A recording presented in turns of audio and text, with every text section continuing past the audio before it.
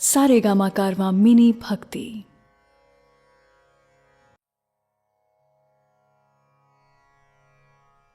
भगवत गीता अध्याय 6 आत्म संयम योग। अथ षष्ठोध्याय आत्म संयम योग। दोस्तों, हमारे कितने ही जन्म हो चुके हैं ये हम नहीं जानते, लेकिन ये जानते हैं कि इस जन्म में हम में इतनी समझ है कि अगर हम चाहें तो इस जन्म में भगवत गीता को सुन के समझ के ज्ञान हासिल कर सकते हैं। मैं शैलेंद्र भारती इसी ज्ञान को प्रस्तुत कर रहा हूं। जय श्री कृष्ण। श्री भगवानुवाच अनाश्रितः कर्मफलं कार्यं कर्म करोति यः स सन्न्यासी च योगी च न निरग्निर्न चाक्रियः।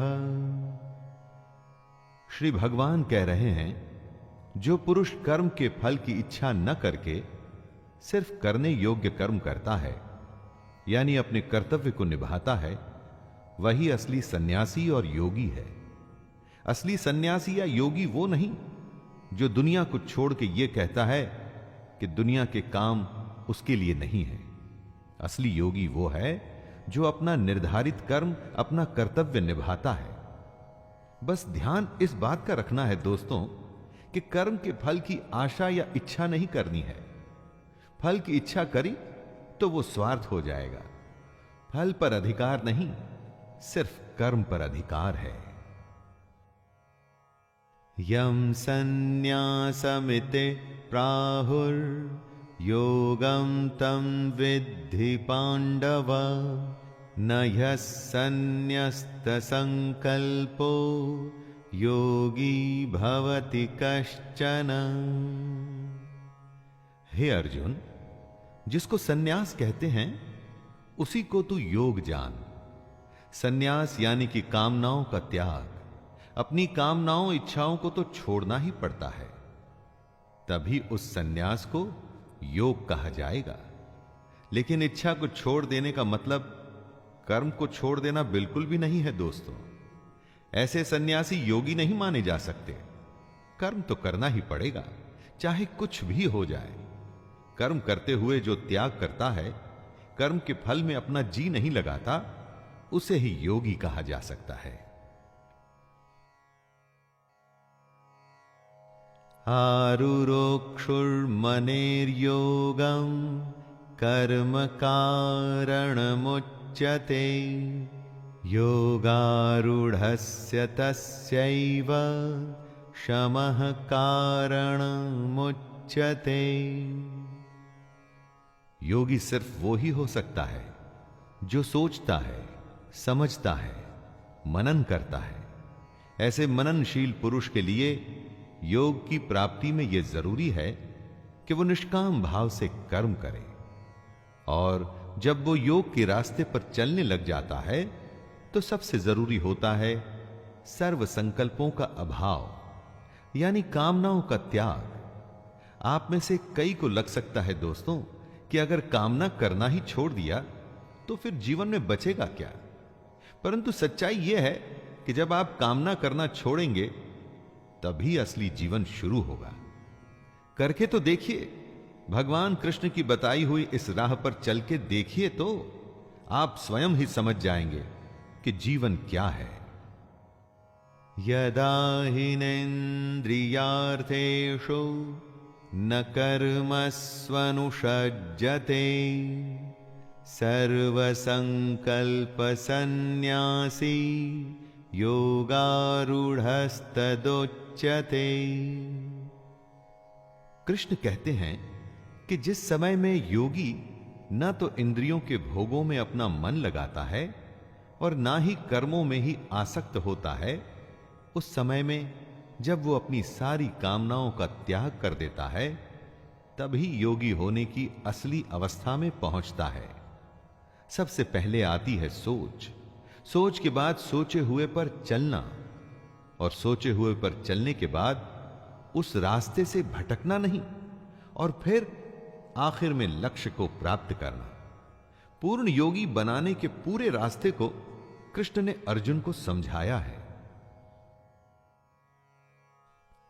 उद्धरेदात्मनात्मानं नात्मानमवसादयेत् आत्मैव ह्यात्मनो बन्धुर् आत्मैव रिपुरात्मनः। दोस्तों, हम अपने ही सबसे बड़े मित्र हैं और अपने ही सबसे बड़े दुश्मन। अगर आपको लगता है कि आपके दोस्त या रिश्तेदार आपका भला या बुरा कर सकते हैं तो वो बिल्कुल गलत है। वो दुनियादारी की बातों में आपको फायदा या नुकसान जरूर पहुंचा सकते हैं, लेकिन उन बातों का कोई अर्थ नहीं है। आप स्वयं ही अपने आप को इस दुनिया से ऊपर उठाकर ज्ञान हासिल करने की कोशिश कर सकते हैं। आपको खुद को ही कर्मों के बंधन में से छूटने की कोशिश करनी होगी, क्योंकि मरते भी आप हैं और जीते भी आप हैं, और अपनी कोशिश से भगवान को भी हासिल आप ही करेंगे। बंधुरात्मात्मनस्तस्य येनात्मैवात्मना जितः अनात्मनस्तु शत्रुत्वे वर्तेतात्मैव शत्रुवत्। इस श्लोक में कृष्ण बता रहे हैं कि हम में से कौन अपना खुद का दोस्त और कौन अपना खुद का शत्रु है। जिसने अपने मन और इंद्रियों सहित शरीर को जीता हुआ है वो अपने आप का मित्र है, और जिसके द्वारा मन तथा इंद्रियों सहित शरीर नहीं जीता गया है वो अपना शत्रु है। जो भावनाओं के आवेग में नहीं बहता और खुद पर नियंत्रण रखता है वो अपना भला करता है, लेकिन जो काम या क्रोध में उल्टा सीधा कर जाता है वो अपना कितना बड़ा नुकसान करता है ये आप समझ सकते हैं। फैसला आपके अपने हाथ में है दोस्तों।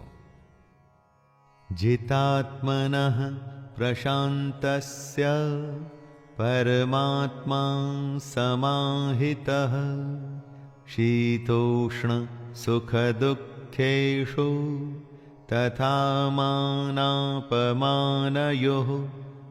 सर्दी में या गर्मी में, सुख हो या दुख हो, जो एक जैसा ही रहता हो, शांत, मान हो या अपमान हो, जो दोनों में एक भाव से ही रहता हो, ऐसे पुरुष को कृष्ण स्वाधीन कहते हैं, मतलब कि इंडिपेंडेंट। ऐसे स्वाधीन पुरुष में ही सच्चा ज्ञान हो सकता है। अगर बाहरी चीजें डिसाइड करती हैं कि हमारा बर्ताव कैसा होगा तो हम डिपेंडेंट हो गए। हमारी स्वाधीनता बंधी हुई है बाहर की चीजों में। जब हम अपने आप पर नियंत्रण पा लेते हैं तो सब कुछ हमारे अंदर होता है। वो सच्ची आजादी है दोस्तों। परंतु हम में से ज्यादातर लोग गुलाम हैं। बस फर्क इतना ही है कि वो जानते नहीं। ज्ञान विज्ञान तृप्तात्मा कूटस्थो विजितेन्द्रियः युक्त इत्युच्यते योगी समलोष्टाश्मकाञ्चनः। जिसके अंदर ज्ञान और विज्ञान भरा हुआ है, जो किसी कमी को अपने ऊपर हावी नहीं होने देता, जिसकी अपनी इंद्रियां अच्छे से जीती हुई हैं और जिसके लिए मिट्टी, पत्थर और सोना एक समान है, वह योगी युक्त अर्थात भगवत प्राप्त है। असली योगी मिट्टी और सोने को एक जैसा समझता है। लेकिन सोना तो बहुमूल्य होता है, तो सोने को मिट्टी समझना क्या नादानी नहीं है दोस्तों? जी नहीं, सोना बहुमूल्य है, लेकिन इस दुनिया के सुखों के लिए वो सुख जो असल में झूठे हैं, योगी पुरुष इस बात को जान जाता है।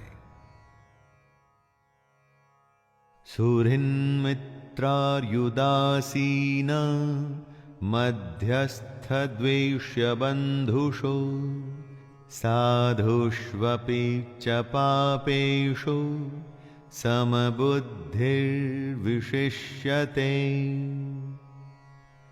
योगी की परिभाषा को समझाते हुए कृष्ण कहते हैं, जो सुहृद है, मतलब जो मन से सबका भला चाहता है, जो सबका दोस्त है, जो अपने दुश्मन से, अपना बुरा चाहने वाले का भी अच्छा चाहता है, वही असली योगी है। अच्छे बुरे लोगों में भेद करना हम सबकी आदत होती है, लेकिन क्या सब लोगों को जज कर पाने में आप सक्षम हैं? नहीं। जो योगी होता है ना, वो किसी को जज नहीं करता, वो सबके लिए एक जैसा भाव रखता है। साधु को अच्छा कहना और चोर को बुरा कहना तो आम बात है, वो तो हम सब करते हैं, लेकिन योगी ऐसा नहीं करता। योगी युञ्जीत सततं आत्मानं रहसि स्थितः एकाकी यच्चितात्मा निराशीर परिग्रहः। जो अपने मन और इंद्रियों के साथ शरीर को वश में रखता है, जिसने अपने मन में आशा को खत्म कर दिया है और जो कुछ भी संग्रह मतलब कि इकट्ठा नहीं करता, वही योगी है। उसे अकेले ही एकांत स्थान में स्थित होकर आत्मा को निरंतर परमात्मा में लगाना चाहिए, एक्यूमुलेट करना चाहिए। जमा करना हम सबकी आदत है। जिस तरह से जितना पैसा हम जमा करते हैं ना दोस्तों, उसी तरह से अज्ञान और पाप भी जमा होता है, जिसका के हिसाब एक दिन तो देना ही होता है। योगी समझदार होता है, वो दुनिया से दूर होकर अकेले में भगवान को याद करता है। शुचौ देशे प्रतिष्ठाप्य स्थिरमासनमात्मनः नात्युच्छ्रितं नातिनीचं चैलाजिन कुशोत्तरम्। इस श्लोक में कृष्ण ध्यान में कैसे बैठें उसका तरीका बता रहे हैं। साफ सुथरी भूमि पर घास का आसन या मृगछाल या वस्त्रों से बना आसन होना चाहिए। यह आसन ना तो बहुत ऊंचा हो और ना ही बहुत नीचे। महाभारत के समय से आज के जमाने में बहुत बदलाव आया है। घर अब वैसे नहीं होते जैसे पहले होते थे, लेकिन मेडिटेशन का तरीका तो नहीं बदला ना, और ना ही कभी बदल सकता है। आसान और साधारण होना चाहिए, जगह साफ होनी चाहिए, साथ में आसन ऐसा ना हो जो ऊंचा नीचा या हिल रहा हो, अर्थात स्थिर होना चाहिए। तत्रैकाग्रं मनः कृत्वा यतचित्तेन्द्रियः क्रियः उपविश्यासने युञ्ज्यात् योगमात्मविशुद्धये। साफ जमीन पर एक समतल आसन पर बैठ के आप ध्यान कर सकते हैं। ध्यान चाहे ईश्वर का कीजिए या अपने हृदय का। इरादा होना चाहिए कि बाहर की सारी डिस्टर्बेंसेस से आप बच के खुद के अंदर झांकें। दोस्तों, कृष्ण कहते हैं कि आसन पर बैठकर चित्त और इंद्रियों की क्रियाओं को वश में रखते हुए मन को एकाग्र करके अंतःकरण की शुद्धि के लिए योग का अभ्यास करें। मन को एकाग्र चित्त करके और हमारा मन जो हमेशा इधर उधर भागता है उसे नियंत्रण में रखना है। समं काय शिरो ग्रीवं धारयन्नचलं स्थिरः संप्रेक्ष्य नासिकाग्रं स्वं दिशश्चानवलोकयन्। ध्यान में कैसे बैठें, मेडिटेशन कैसे करें, इसी को समझा रहे हैं कृष्ण। वो कहते हैं कि अपने शरीर, सिर और गले को समान एवं अचल धारण करके और स्थिर होकर अपनी नाक के आगे के हिस्से पर दृष्टि जमाकर अन्य दिशाओं को न देखते हुए बैठना है। और बैठे हुए आपका सिर, गला और शरीर का बाकी हिस्सा एकदम सीधा होना चाहिए। शरीर की स्थिरता के बाद मन को स्थिर करने के लिए आंखें नाक के आगे वाले हिस्से पर रखें ताकि और कुछ दिखाई न दे। ऐसा करके अपने मन को आप नियंत्रित कर सकते हैं, ध्यान कर सकते हैं। प्रशांतात्मा विगत भीर ब्रह्मचारि व्रते स्थितः मनः संयममच्चित्तो युक्त आसीत मत्परः। कृष्ण ध्यान की अवस्था के बारे में आगे बताते हुए कहते हैं कि साधक को ब्रह्मचारी के व्रत में स्थित होना चाहिए। ब्रह्मचारी से यहां मतलब है ब्रह्म में आचार करने वाला, नियम से यज्ञ करने वाला। मन में कोई भी भय नहीं होना चाहिए, अंतःकरण एकदम शांत होना चाहिए। ऐसा सावधान योगी मन को रोककर मुझ में अपना चित्त लगाए। बिहेवियर सात्विक होना चाहिए, किसी बात का कोई डर ना हो और मन में शांति। यही है योगी की अवस्था।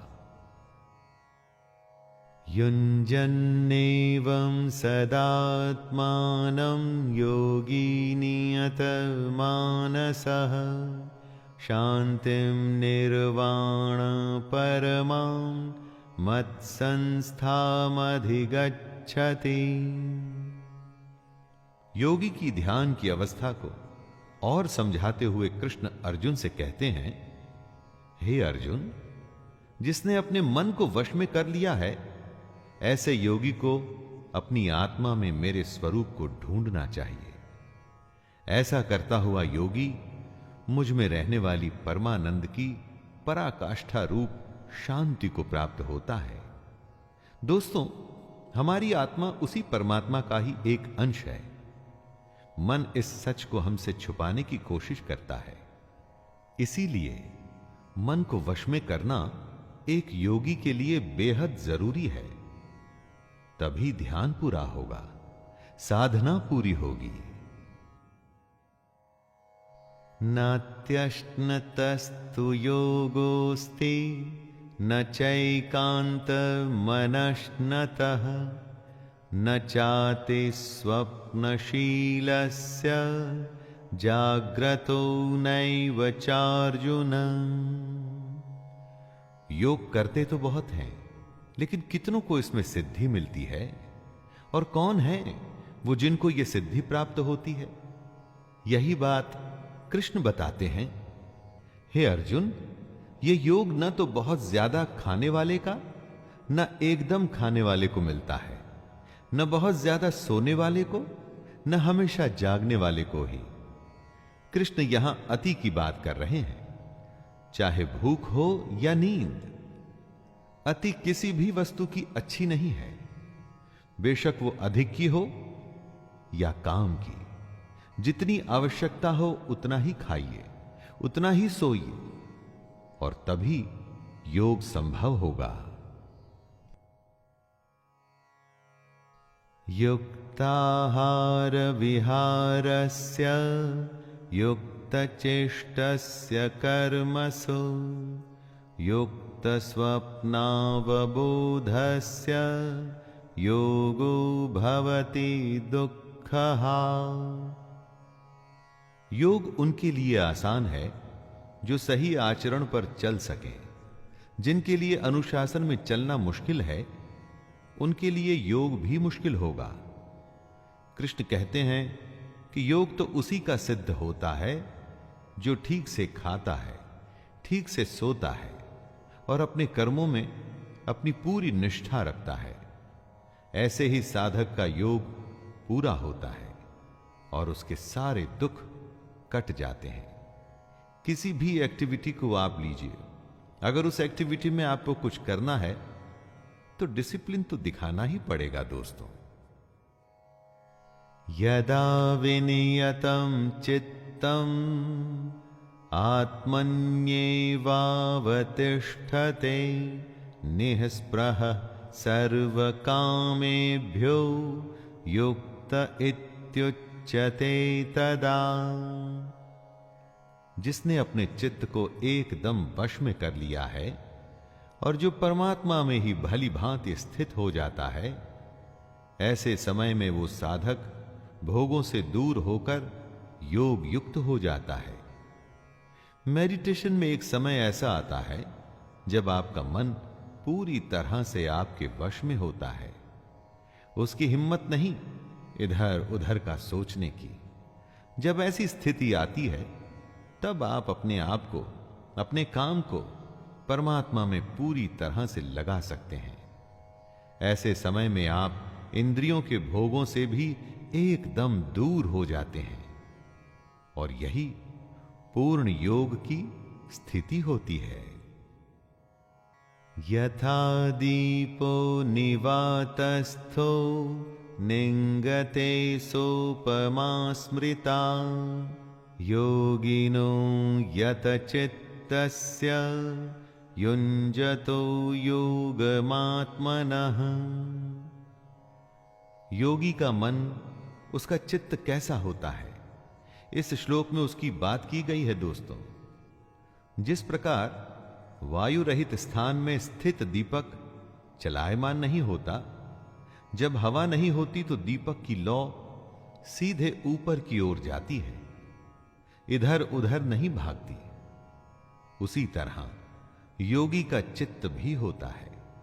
अपनी साधना में वो ऐसे रमा होता है कि उसका ध्यान कभी विचलित नहीं होता।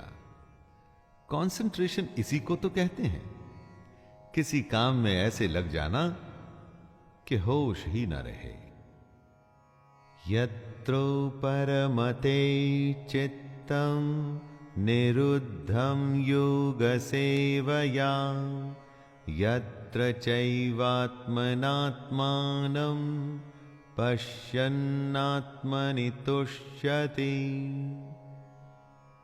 योगी के लगातार अभ्यास से चित्त ऐसी अवस्था में पहुंच सकता है जहां से वो विचलित नहीं होता। ऐसी विश्राम की स्थिति में जब चित्त पहुंचता है तो हमारी सूक्ष्म बुद्धि, हमारा इंटेलेक्ट परमात्मा के साक्षात्कार कर सकता है। इसी में योगी को सच्ची संतुष्टि मिलती है। हमेशा उसका मन यही चाहता है कि उसका ध्यान हर पल परमात्मा में ही लगा रहे। शुरू शुरू में अगर आपका मन वश में नहीं होता ना दोस्तों, तो घबराइए मत, लगातार ध्यान का अभ्यास करते रहिए और एक दिन ऐसा होगा कि ये जो मन है ना, ये आपके कंट्रोल में आ जाएगा और उसके बाद योग को करना आसान हो जाएगा। सुखमात्यंतिकं यत्तद् बुद्धिग्राह्यमतीन्द्रियं वेत्ति यत्र न चैवायं स्थितश्चलति तत्त्वतः। कुछ सुख तो होते हैं जो इंद्रियों के भोग से आते हैं, अर्थात हमारी इस दुनिया के सुख, और कुछ सुख होते हैं जिनके बारे में हम जानते ही नहीं।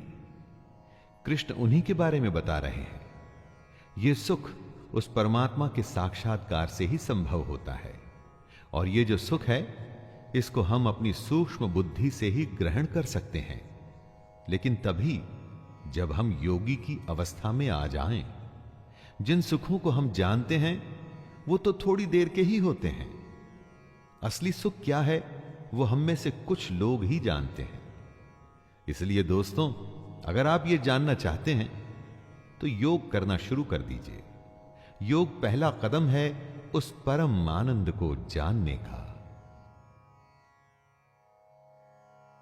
यम लब्ध्वा चापरं लाभं मन्यते नाधिकं ततः यस्मिन् स्थितो न दुःखेन गुरुणापि विचाल्यते।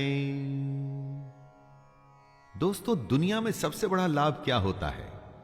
लाखों करोड़ों का प्रॉफिट या इसी तरह का कोई वर्ल्डली बेनिफिट? हम लाभ को इसी सेंस में समझते हैं। यही हमारी अज्ञानता और बेवकूफी है। कृष्ण कहते हैं कि सबसे बड़ा लाभ है परमात्मा की प्राप्ति। जिसको ये लाभ मिल जाता है ना, उसको उसके बाद और किसी लाभ की आवश्यकता नहीं रहती।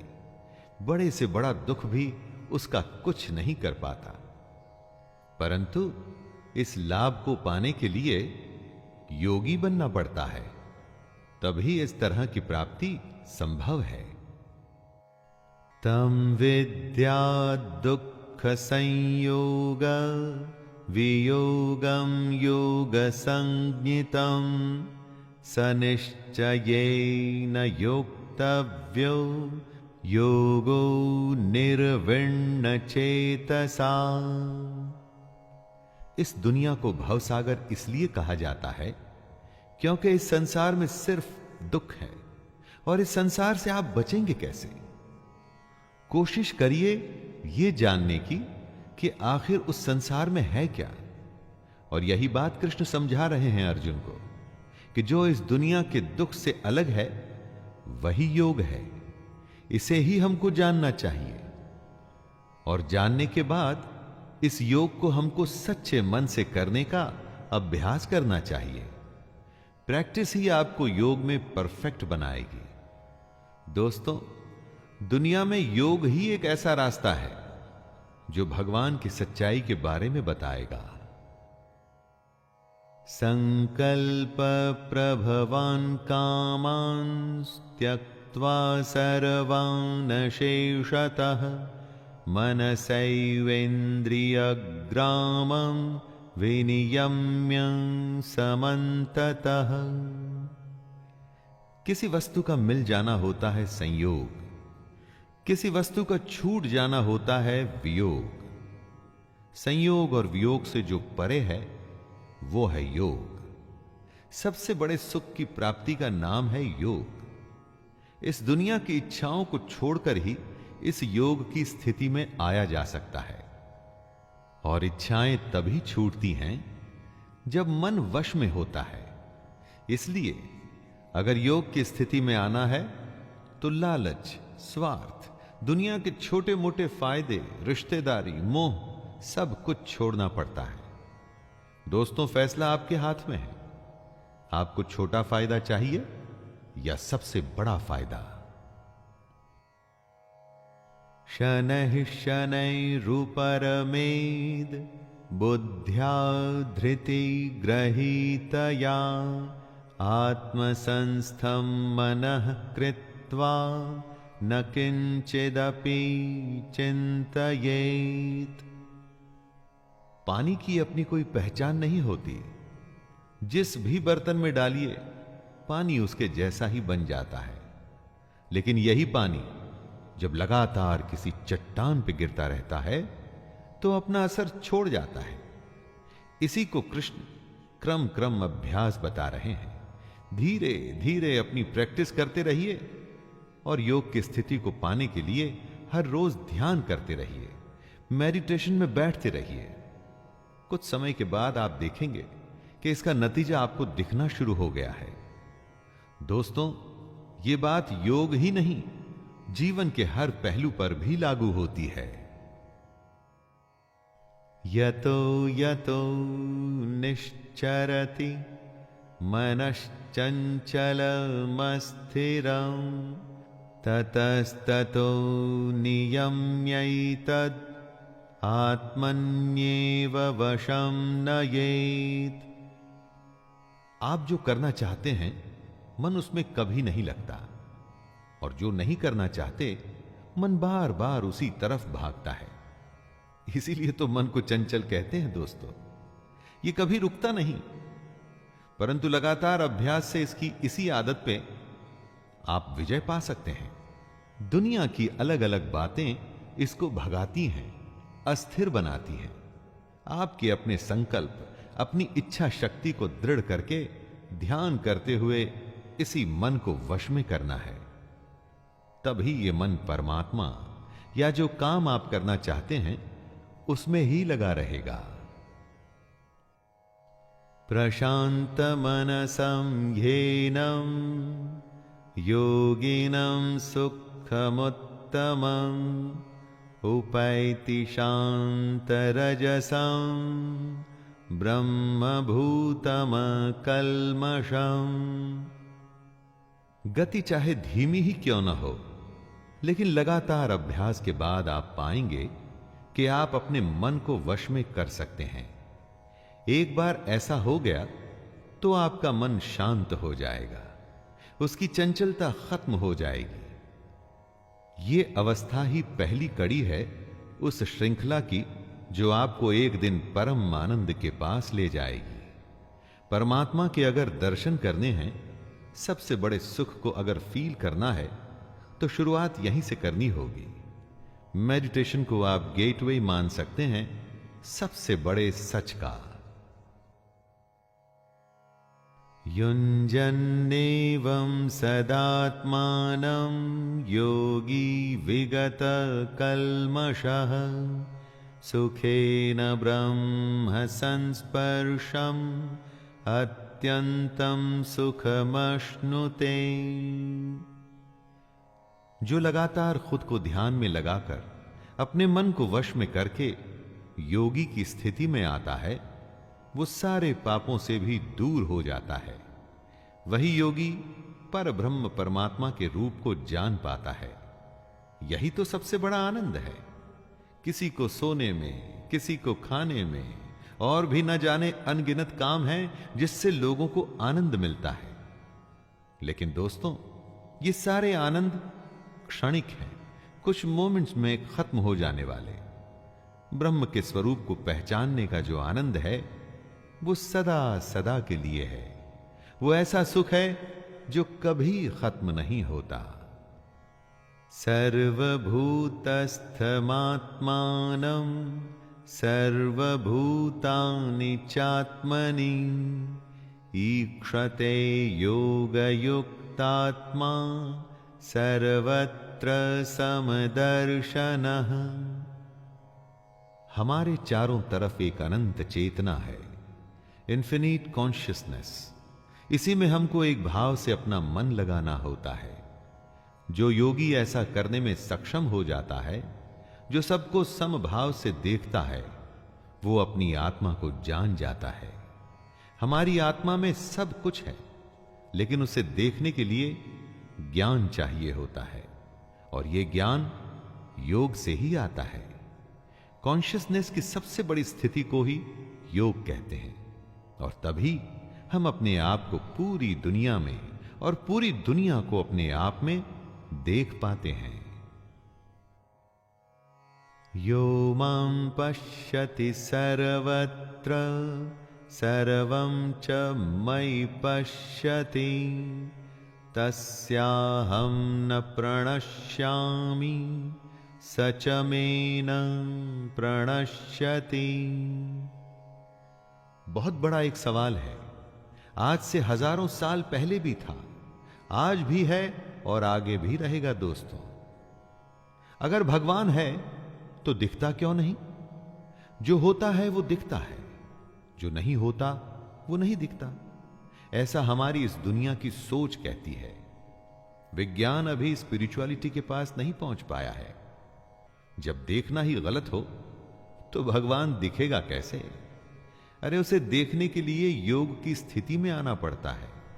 जब आप इस योग की स्थिति में आ जाते हैं, तब कृष्ण आपके लिए अदृश्य नहीं और आप कृष्ण के लिए अदृश्य नहीं।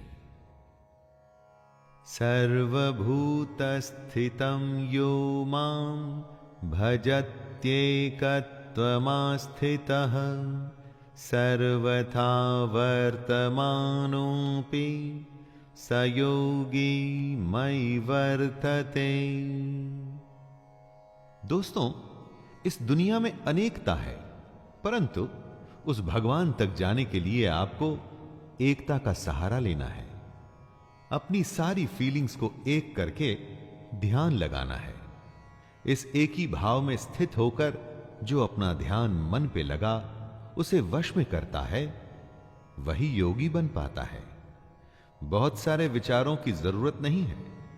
निश्चय से खुद को नियंत्रण में रखना है, तभी बुद्धि एक जगह लगती है, वरना इधर उधर भागती रहती है।